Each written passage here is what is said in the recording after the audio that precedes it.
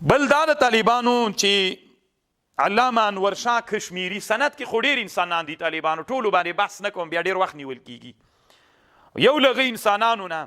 علامه انور شاه کشمیری ده علامه انور شاه کشمیری صاحب هم د موږ او د تاسې په استادانو د علم حدیثو کې راغی انور شاه کشمیری 12 کلن و طالبانو چې فتوا به یې ورکوله 12 کلن تاسې باندې وځئ او چڼي ودروئ یو کتاب طالبانو زه چې کله هند ته تللی وم په دیوبند کې مې دا کتاب پیدا کړ هلته مې اخیستی ده نفحة العنبر فی ترجمة شیخ انور علامه بنوري صاحب جوړ کړی ده نو دې کتاب کې لیکلي دي 12 کلن و ده به چې فتوا ورکړه په هغه زمانه کې لوی علماو نه د ده فتوا خلکو ډېره منله قبولیت الله د وړکیتوب نه ورکړي کله چې دی وړکی و انور شاه کشمیری صاحب وړو ماشومانو به لوبې کولې د لوبې نه ورسره کولې عین په هغه زمانه کې خلکو داسې عقیده درلودله چې دا به مهدي وي ولې ټول ماشومان طبیعتا و فطرتا لوبې خوښوي دی لوبې نه کوي خلک به چې سره غږېدل ویلې به دا به مهدي اخر زماني که مهدي نه وي مجدد د دغې صدۍ مجدد به چې الله پاک د ده په لاس باندې تجدید د دعوت د اسلام او د اسلام د دین کوي نو دا هغه علامه انور شاه کشمیری و او دا هغه علامه انور شاه کشمیری و طالبانو دی چې وړکی و خپل درسونه یې په کشمیر کې ویلې پیدا سوی په کشمیر کې ده او بیا دی قرطبة الهند دیوبند طالبانو د دیوبند ته به قرطبة الهند ویلې لکه موږ په اسلامي تاریخ کې یوه مدرسه درلودله په قرطبې کې قرطبه طالبانو په اندلس کې یو ځای ده غرناطه اشبیلیه قرطبه یو عصر کې طالبانو موږ 1800 مدرسې هلته درلودلې 1800 مدرسې موږ په یو وخت کې د اصفهانیه په قرطبې کې درلودلې دومره لوی خو تر ټولو نه مشهوره مدرسه د قرطبې وه چې اوس یو جومات هم د ډېر تاریخي معمارۍ د دنیا له یو تاریخي معماریو نه چې اوس هم په قرطبې کې ده خو هغه یتیمه ده د مسلمانانو واکمني هلته نشته ده او مسلمانان هلته اوس واک نه لري علت دا و چې هر وخت کې د مسلمانانو زعیمانو نازواني کړې ده دی په خپله بادشاهي لګیا سوی د کفر د سایسو دپارې او د کفر د مقابلې دپارې میدان نه ده کړی خپلې پاچاهي چې دا رانه ړنګه نسي دا وزوروه او دا وزوروه چې پاچاهي رانه ړنګه نسي په دې فکر کې سوی ده د اسلامي امت د مسلمانانو د فکري فکر نه ده ورسره پیدا سوی نو قرطبة الهند جامعات دارالعلوم دیوبند دلته لاړو طالبانو او جامع دارالعلوم دیوبند ته چې لاړو نو هغه زمانه کې دیوبند خو جوړ و اصل طالبانو دیوبند محمد قاسم نانوتوي رحمه الله ایبانی و او دې زمانه کې چې کشمیری رحمه الله ورغی محمود حسن الدیوبندي رحمه الله د جامع دارالعلوم دیوبند هغه و څه ورته وایي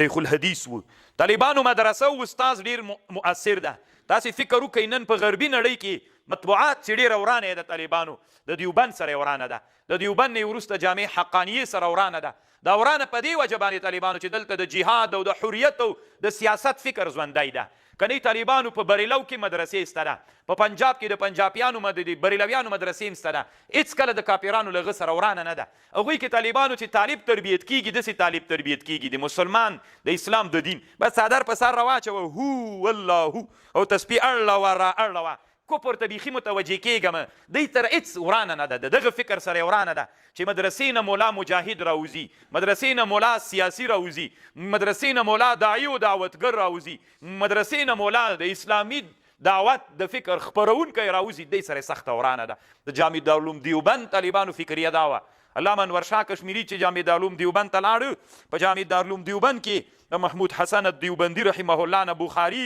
ترمیزي ابو داود وویلې دی استاد سو دی چې وویلې چې جامعې نه فارغ سو بیا بیرته کشمیر ته راغی او په کشمیر کې یو مدرسه جوړه کړله او هلته یو څه وخت درس وکړه چې درس یې وکړه طالبانو کشمیري رحمه الله اراده درلود دله چې حج ته لاړ سي چې حج په نیت را روان سو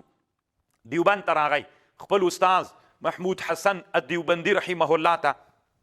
هلته چې راغی او استاذ نه اجازه غوښتله چې زه به هغه ته لاړ سم حج ته لاړ سم طالبانو محمود حسن دیوبندي رحمه الله هم داسې وړکی سړی نه ده زموږ یو افغانی طالب د میدان ولایتو په جامع دارالعلوم دیوبند کې طالب پاتې سوی و یو ورځ راغی کور ته یو ډېر وخت کېږي طالبانو والد رحمه الله ژوندی و ما ورته ویلې طالب جانه تا خو هلته وخت تېر کړی رښتیا راته ووایه په دارالعلوم دیوبند کې کوم شي ډېر خوند درکړی چې یو ورځ تا داسې لیدلي وي چې ډېر خوند یې درکړی ده ویلې راته نو طالبانو وذمة علی